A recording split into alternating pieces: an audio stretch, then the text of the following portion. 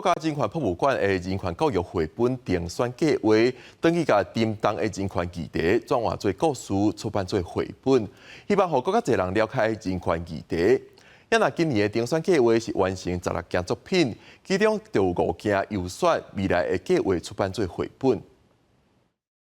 我们小时候看爸爸，常会觉得他有一些很奇怪的反应，然后家人都不能理解。比如说，他常会觉得家里的电话被窃听啊。何文峰大汉才知影，原来爸爸捌伫白色恐怖时期参与过抗争，少年时受政治压迫的惊吓，到大又是通为爸爸身上发现。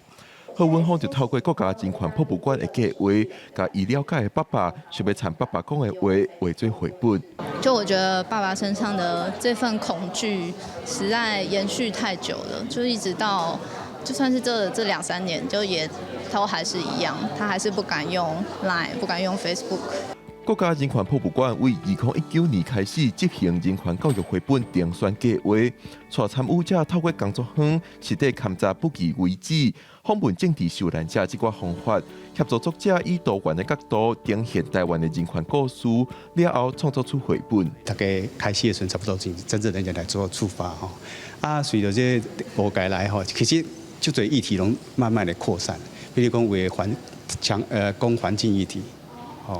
为讲人类基本权利的问题，像这类的议题，出版的机会相对来说，比起商业性或是教育意义比较强的作品，它出版的机会相对的减少。所以这时候我们还是很需要就是公部门的介入。今年的计划完成16件作品，有5件作品入选优选，未来计划出版做绘本。 人权馆希望透过这个绘本，甲沉重的人权议题转化做故事感受，让后一辈囡仔人自细汉建立人权的概念。记者郭文谢桂林新闻报道。